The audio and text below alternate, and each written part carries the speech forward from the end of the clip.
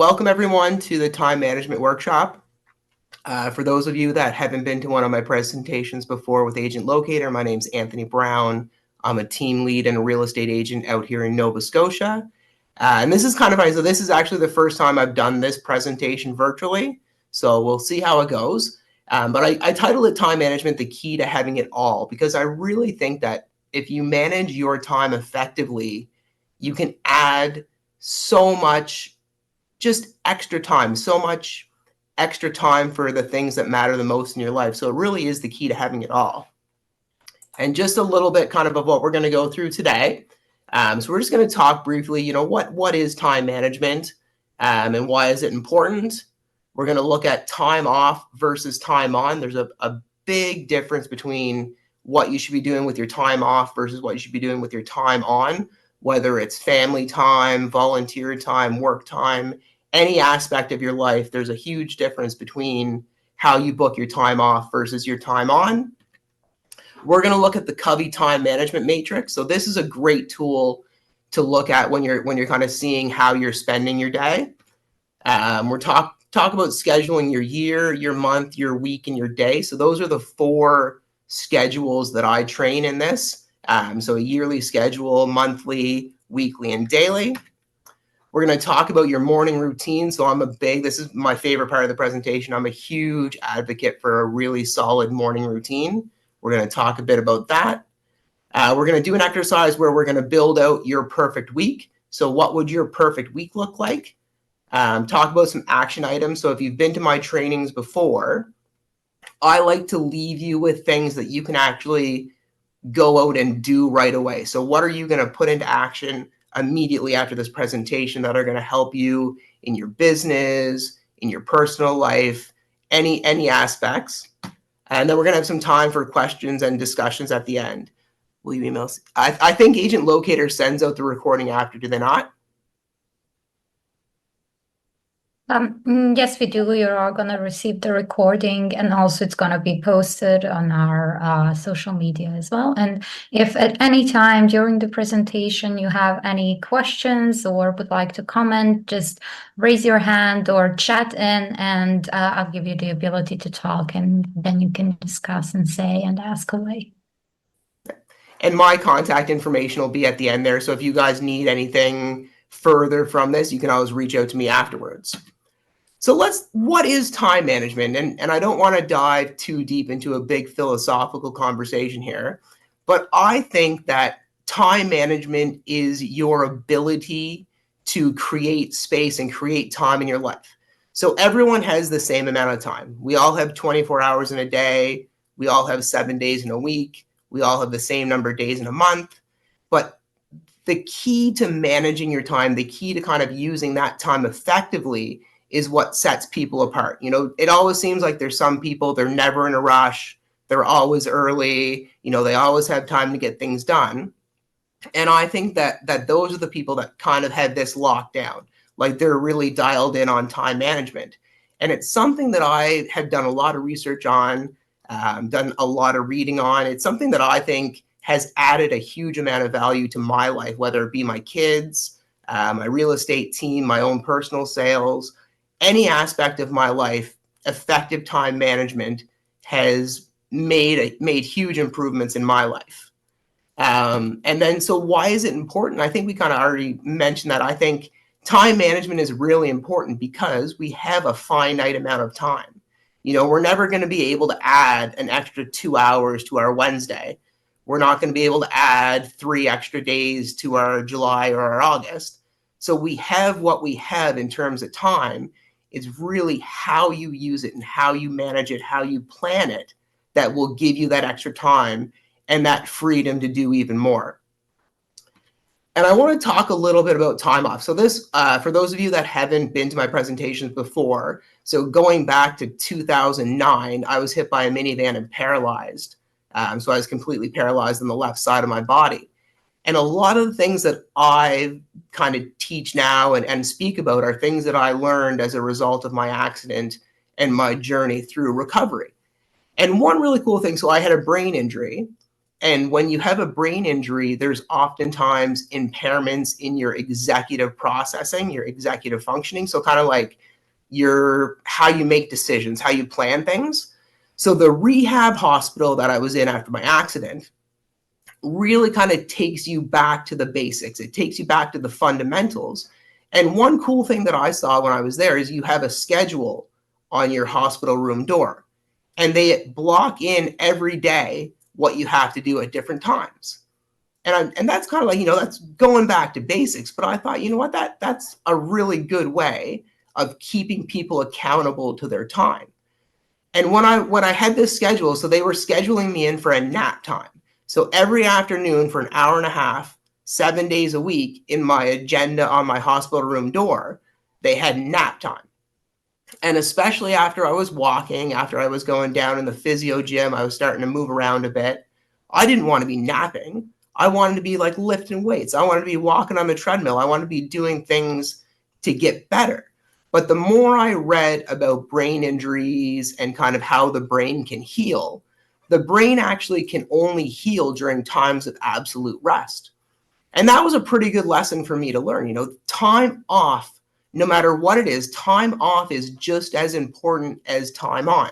So if you're looking at your work schedule, if you're looking at your kids' sports schedule, if you're looking at your volunteer schedule, whatever you're looking at, the time that you book off from those things is just as important as the time that you book on.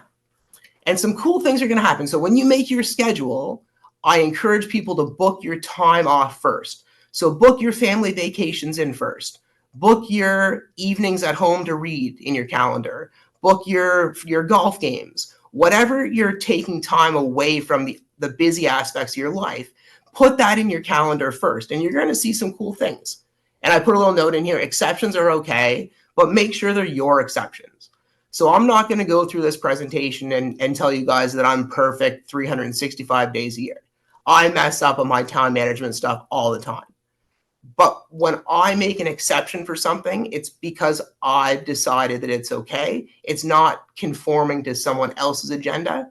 So exceptions are fine. You don't have to beat yourself up about that, but make sure there are things that are exceptions for you, not for other people. And when you have this set schedule, so when you block your time like this and you book your time off first, it's going to limit your time for meetings. It's going to limit your time for appointments. It's going to limit your time to volunteer for the PTO.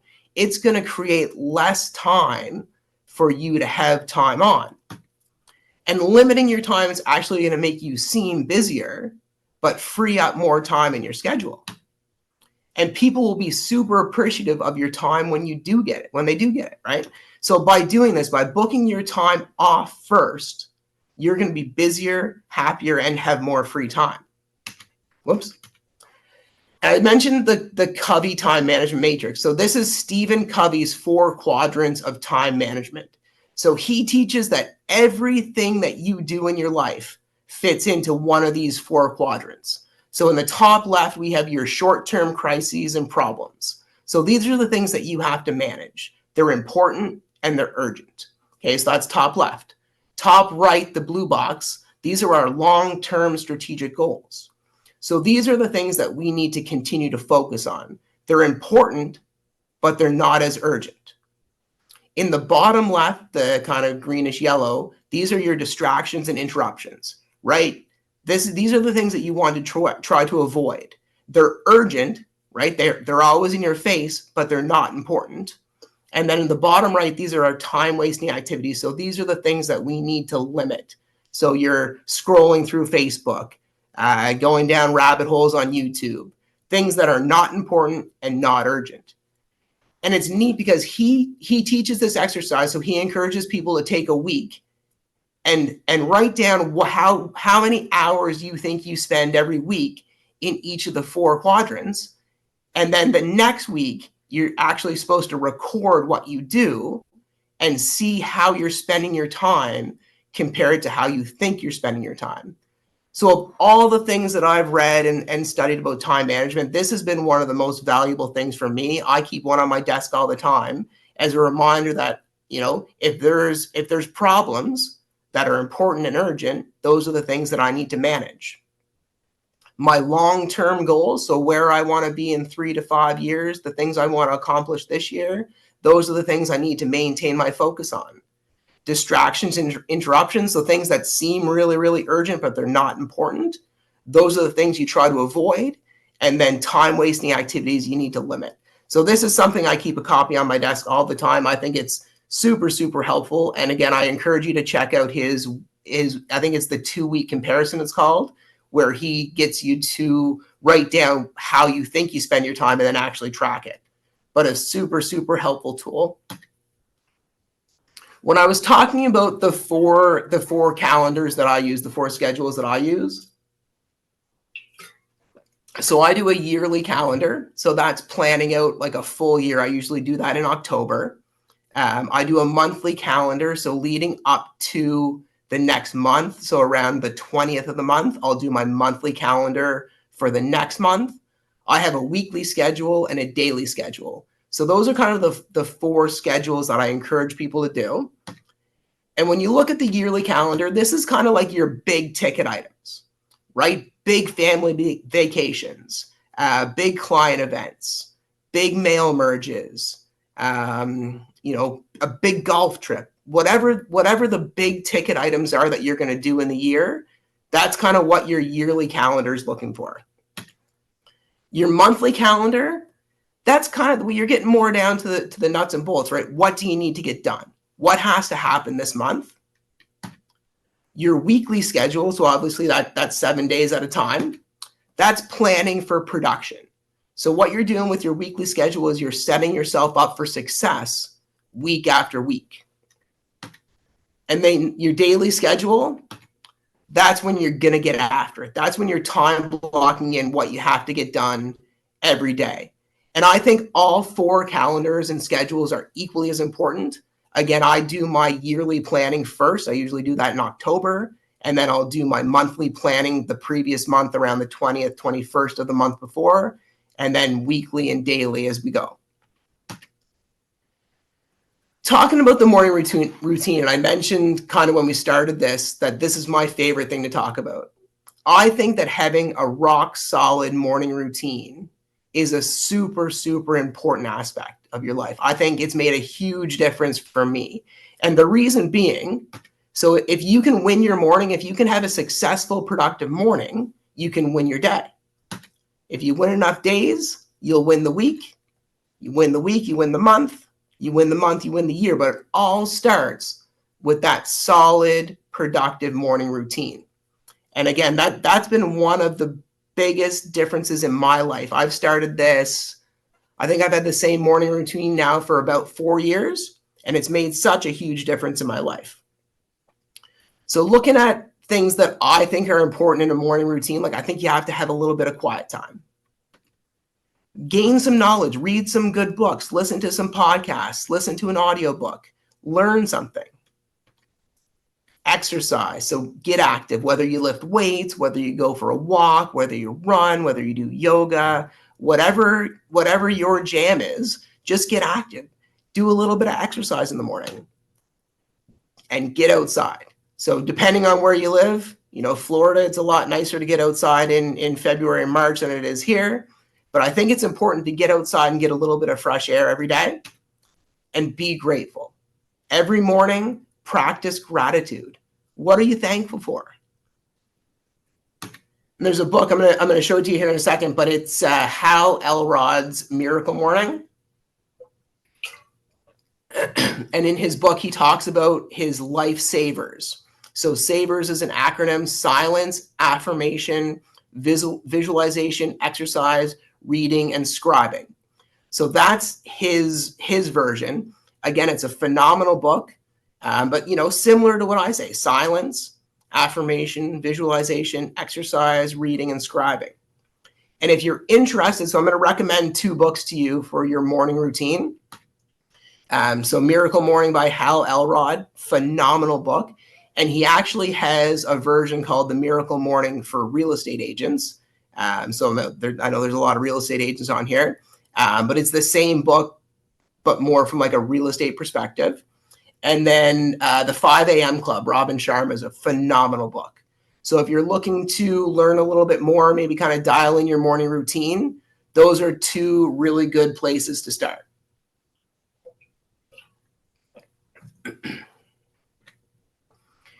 Now, the kind of the meat of this presentation, and normally when I do this in person, I have a blank weekly planner that I give to people and they actually do it kind of while we're sitting there. But building out the framework for your perfect week, I think that is one of the fundamental key aspects of effective time management. So if you could build a perfect week, what would it look like? How would it start? When would it start? What would you do in the morning? What would you do in the afternoon? What would you do in the evening? When would you go to bed? What would your perfect week look like? And maybe what I can do is I can send the blank planner to Agent Locator. They can send it out to people after the presentation, because I would encourage you to actually go in and time block into the schedule what your perfect week would look like.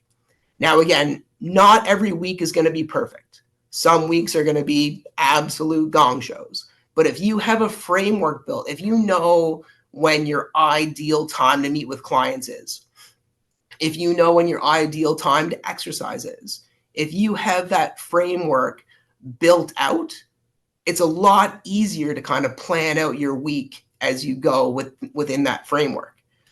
So here's the schedule that I give to people. So it starts at 4 a.m., goes to 11 p.m., and you can kind of go in and block out what you want to be doing, typical weekday morning, typical weekend morning, typical, weekday lunchtime, afternoon. You put in the actual framework of what you want your perfect week to look like. And I'll show you guys what mine looks like. And again, this has evolved. This has evolved and changed over the years. But here's what my perfect week looks like right now. So I get up at 4 a.m. 4 a.m. till 7:30 a.m. is my morning routine. 7 days a week, 365 days a year. I read, I meditate, I walk my dog, I work out every morning. I get to the office around 8:30. I do about an hour of office work, prep work to get ready for the day. My prospecting time, lead generation time starts at 10 and goes until noon. So that's when I'm calling leads. That's when I'm actively prospecting for new business. I have lunchtime set aside for personal appointments. So that would be, if I need a haircut, if I have a dentist appointment, if I have to do something with the kids, anything that falls into a personal appointment, I try to do between 12 and 1. I have 1 until 5:30 blocked off for client meetings, lead follow-up, kind of the reactive side of my business. So that's when I would typically schedule my showings. That's when I would typically do my listing appointments. Now, again, do I do showings and listing appointments sometimes in the mornings? Absolutely. But if I was to have a perfect week, this is what it would look like. After my client meetings and my lead follow-up, I have family time. So about 5:30 till 8 every day, family time. So that's when I have supper with kids, supper with my wife. I coach soccer. I have that time set aside for my family. Now, do I ever work during that time? Absolutely. Again, this is a perfect week. Very few weeks are perfect.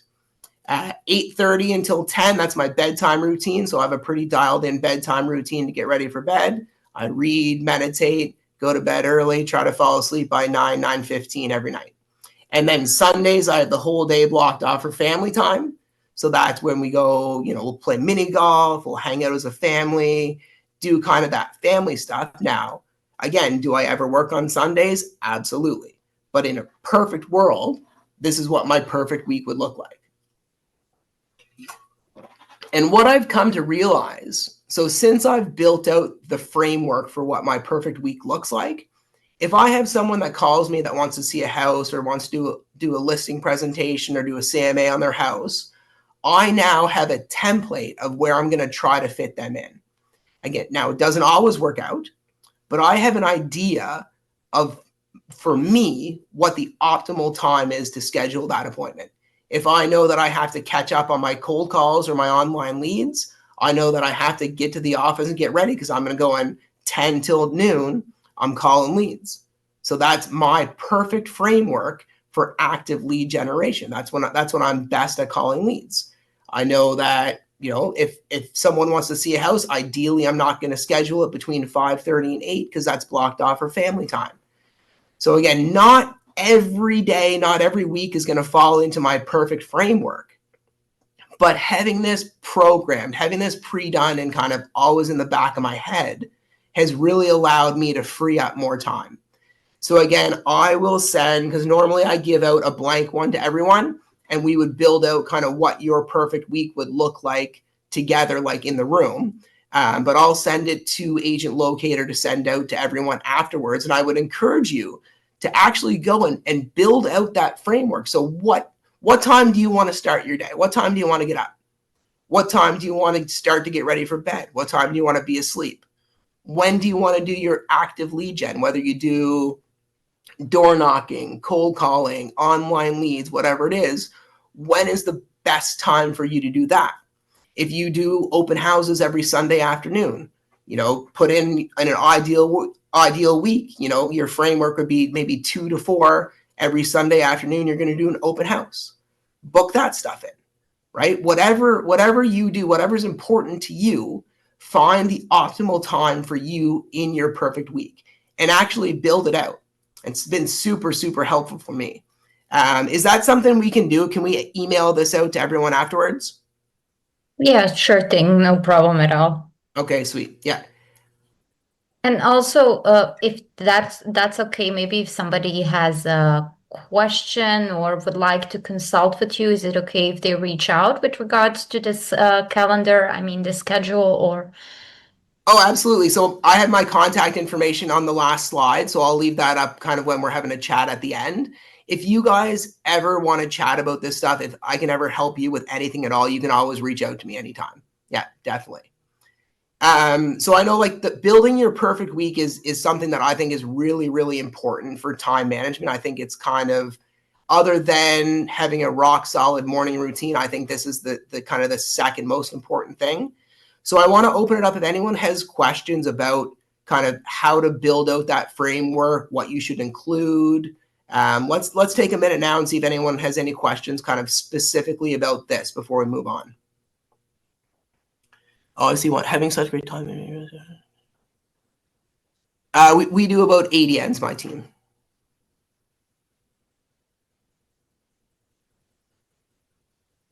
and is this something this kind of time management framework, is this something you also encourage your team to do? And is this something they do actually? I encourage it. It's not something that I push on people. I think everyone kind of works in different ways. They have built out their perfect week. That's something that I think can benefit everyone. Some people are kind of less likely to follow and more likely to follow, and I think that's kind of generally the consensus with most people. Some people will build this out and stick to it and see a huge benefit. Some people will kind of, use it loosely, and then some people won't use it at all. But it's definitely something I encourage them to use. If anyone has any questions for Anthony, you can raise your hand and I'll give you the ability to talk. And you can also chat in, whatever is easier for you.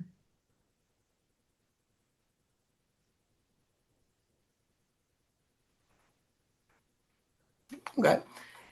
So again, what I did with mine, I have 2 colors. So basically I broke everything down into either work related. Oh, lots of emergencies in real estate. Yeah, agreed. Right. And that's kind of the whole concept of the exceptions. So there are a ton of emergencies in real estate. There's tons of things that come up. There's clients that can only see a house at a certain time, or they can only meet at a certain time. I agree. And that's kind of why you have to be okay with having exceptions. I would just, make sure that there are exceptions that you're comfortable with, would be my only feedback for that. And again, yeah. And that's why I say, from the very start of this, I am by no means perfect with my time management. I mess up all the time. I probably allow exceptions I shouldn't sometimes. I don't think I don't think that perfection is something that you should strive for with this, but I think having the idea of what a perfect schedule looks like will help you get back like a lot of your time and free up a lot of your time. And I think that's kind of the message that I would convey with this building of a perfect week is it's not always going to go that way, but having the framework built out is kind of what's going to benefit you the most. Does that make sense?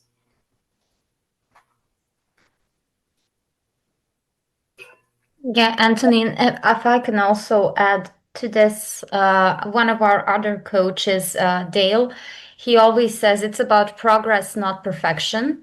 And I think this really fits good into this kind of perception. It's important that you try and don't give up if something doesn't go perfect. Maybe your first week is not gonna be, it's gonna be completely imperfect, but then to kind of just stick to it and try to be as perfect as possible with this, and then with time you're gonna learn how to manage it, how to talk to clients so that you get these things scheduled in the time that's most beneficial for you in the way you planned it out. And I think the more you do it, the better you're gonna get at it. This is just something I want 100%. to. Yeah, 100%. So when I started doing this, I'm going to say 6 years ago, I started really time blocking. I was not good, and I got a little bit better, and a little bit better, and a little bit better. And I think that that's kind of the idea. Again, I don't think anyone's ever going to be perfect with their time management, but if you can get 10% better every year, it's going to make a difference in your life. You're going to get back time. You're going to free up more time for the things that are important to you. So I started to say with my perfect week, I've used 2 colors. So dark blue is anything that's work related and light blue is anything that's not work related. But I think you could get as complex with that as you want. I would just have some kind of differentiator that's going to be a visual trigger of when your off time is versus when your on time is. I think that's important to have something that triggers you to kind of those different aspects. So a few things that you guys can do, again, if you've been to my trainings before, I like you to be able to leave with things you can do right away. So what would you do with extra time every day? So if you had an extra hour or 2 that was freed up by effective time management, I want you to take a minute and just think about what would you do? How would you spend it? Who would you spend it with? Maybe jot down a couple of ideas. And you can also share it with us in the chat if you want. Right? Maybe you'd make more time to go to the gym. Maybe you'd make more time to hang out with your kids.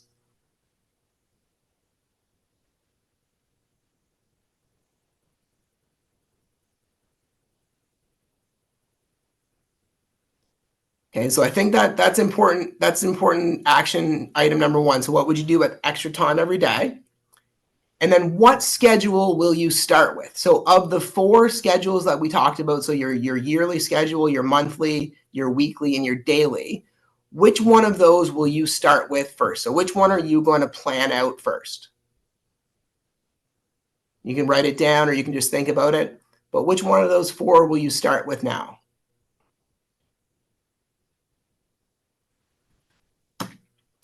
Right? And then I think you should build out your perfect week. So we'll email out to you the blank schedule that I usually hand out.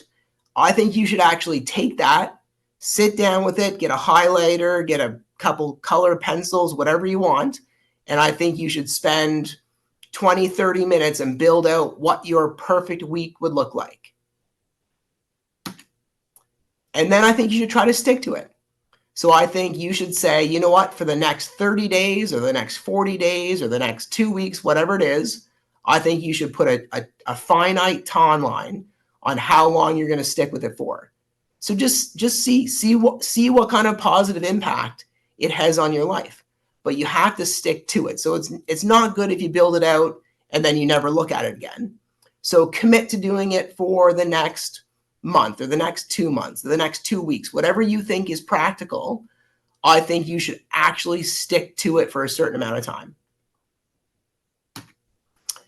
And I did leave some time, so I wanted to have a chat about this, have a brief kind of conversation, discussion, answer any questions you have.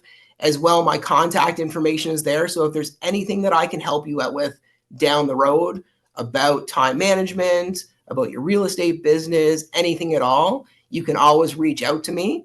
But I do want to allow some time. If you have questions, put them in the chat, or you can raise your hand and we can unmute you. But let's have a little bit of a dialogue about time management. What do you struggle with? How have you tried doing it before? Has it worked?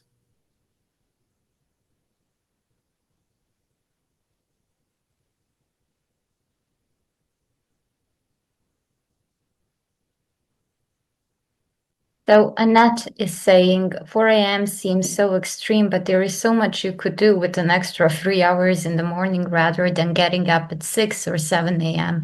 I would have to go to bed before my kids. Yeah, I do go to bed before my kids. So I have two boys, they're 10 and 12, and I do go to bed before them. But it took me a while to figure that out. So I experimented with different lengths of sleep, different times to get up. I find 4:15 is my perfect time to wake up. So I have a sunlight alarm clock, which is super cool. So it mimics the light of the rising sun for 10 minutes. So it starts at 4:05 and the sun rises on my alarm clock and then is the brightest at 4:15. So it wakes you up like kind of in more of a gentle way. And I just found that that's the best time for me. And then if I can get to bed and be asleep by 9:15, I sleep so well. So 9:15 to 4:15 is my perfect sleep time. But it took me a while to figure that out.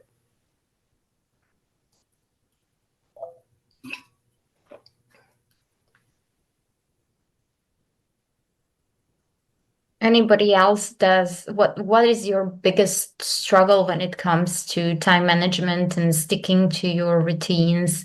If you want to tell us, so Anthony maybe can give you some hands-on advice on how to manage these situations, except for the urgencies which come. We know already that's something we can't really do much about. Is anyone time blocking right now? Like, is anyone doing kind of this in their calendars now?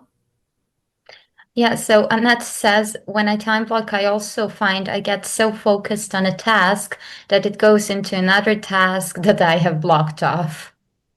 Yeah, and again, like that can happen. Things do bleed into other times sometimes. And again, that's why I don't preach. I don't say that I'm perfect. But having that set framework kind of gives you an idea of when you should start and when you should end. So again, it's not always going to be perfect, but it gives you a better idea, I would say. One other thing also that is useful, like and this is also an advice from time management book I've read. So when you time block, you can, if you're struggling exactly with this, falling into other tasks and not sticking to the schedule, um, always add half an hour more into your block than what you perceive it would take to finish the task, because we are very, very bad, actually. This is our psychology. Our kind of brain is weirdly wired, so we can't really assess how much time we're gonna need. We are very bad at it. So by giving you half an hour extra, you kind of keep that schedule nice and neat. And if you finish earlier with the task, then you have some extra downtime, for example. So that's a good advice I also found. Yeah. And I think too, like your weekly framework or your daily framework, it can be a working document. It doesn't have to be set in stone, never to be edited again for the rest of your life. Like I think you can go, and as you use it, as you get familiar with it, you kind of see the limitations of it. I think you can kind of move things around a bit. Like I think it can be a working document. I don't think it has to be set in stone. But I would say once you start with your perfect week, give it give it enough of a chance to see before you make changes.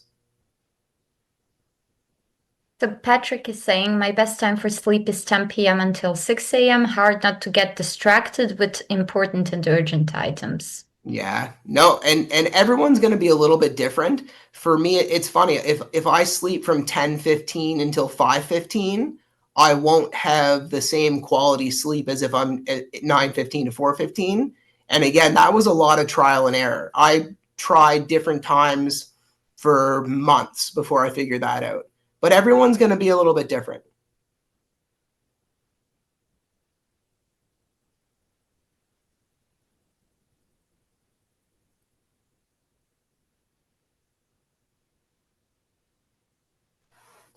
Anyone else questions, comments, thoughts, anything that I can help you with?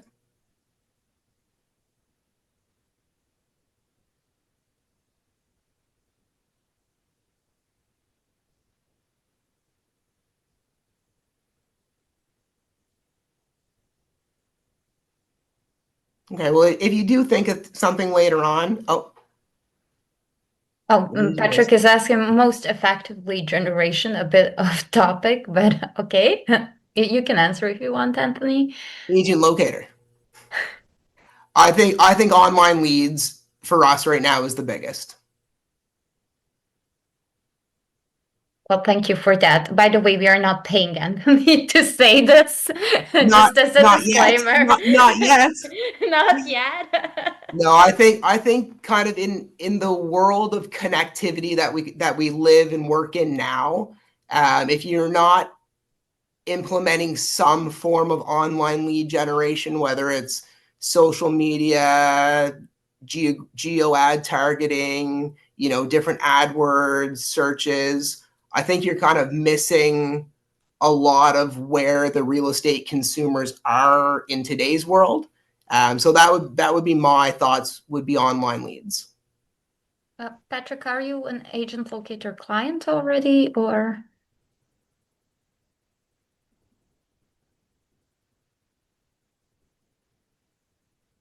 Ah, new to it. Okay. Just watch out for the training programs we have in place and the online courses we have. I know Anthony has also praised our lead conversion course as well. He made his entire team do it. So you have at your at your fingertips, you have a lot of training material available, and it's really, really great. So don't be afraid. Like And if online leads is something that you're kind of looking to get better at or looking to get into, Dale Archdeacon, who does a lot of work for Agent Locator, his scripting and dialogue training is the best I've done anywhere at all, but hands down the best.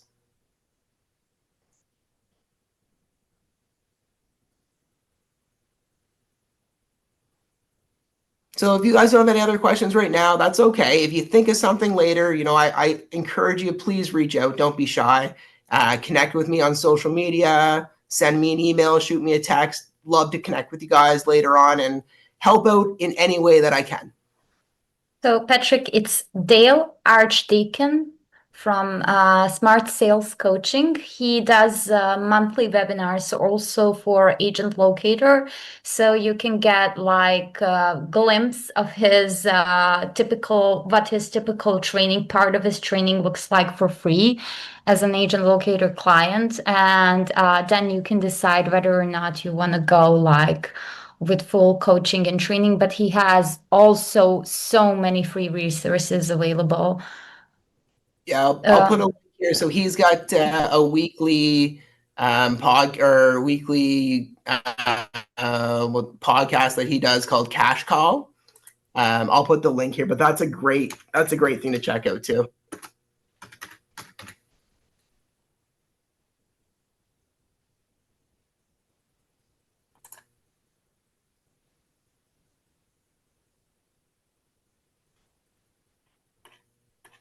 So here's also the link for his training company, Smart Sales Coaching.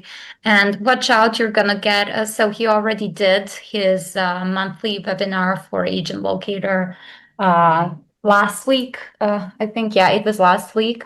But he does every month. He does one training session for Agent Locator clients, and the past trainings are recorded and available on our YouTube channel. So.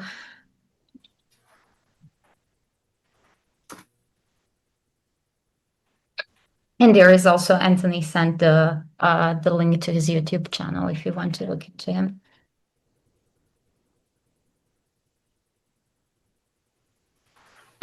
So I actually have a question for you, Anthony, with Sure. regards to coming to that perfect week. How many iterations and how much time did it actually take you to? I know you said there was a lot of trial and error, but how much did it take for you to figure out, like, this is kind of my perfect schedule? I think I kind of came to like the components of it pretty quickly, and then over time figured out what the best time of day for each thing was. But I've been more or less using kind of that same framework, like the morning routine, prospecting, first thing in the morning, afternoon typically client meetings and lead follow up, evenings typically family time. I've been kind of using that for a good 5 or 6 years, I'd say.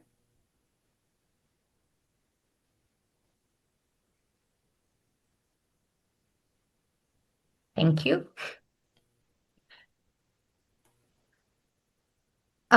Okay. What is the best advice to change behavior from? Oh, sorry. Oh, now people are chatting in. So what is the advice to change behavior from late sleep person to early morning person? Amazing, great question. Okay, so what I would do if you want to become more of a morning person and get up a little bit earlier, I would start with a 15-minute difference week by week. So for a full 7 days, try to go to bed 15 minutes earlier and get up 15 minutes earlier for 7 days consistently. And then the next week, try for another 15 minutes. I don't ever encourage people, like, don't try to get up 2 hours earlier right away. But if you can make 15-minute changes on either end, that's going to be your best way to build. Great question.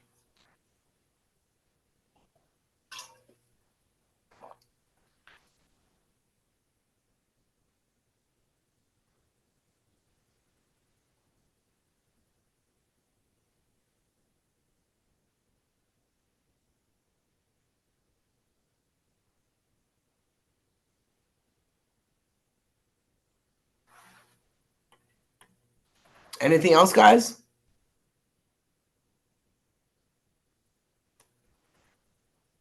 Yeah, so my alarm clock, it's called a sunrise alarm clock, and it mimics the light of the rising sun for a 10-minute period of time, and then it's the brightest when you want to wake up.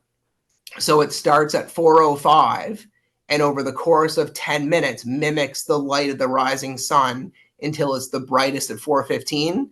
It's an unbelievably easy way to wake up. Like you wake up so gradually and easily. Yeah, the recording of this will be sent out to everyone afterwards. Yeah, don't worry. Like, it's all gonna be on social media on our YouTube channel. So yeah, you can watch all of this, and we'll forward you the schedule, the daily schedule, which Anthony presented here via email as well.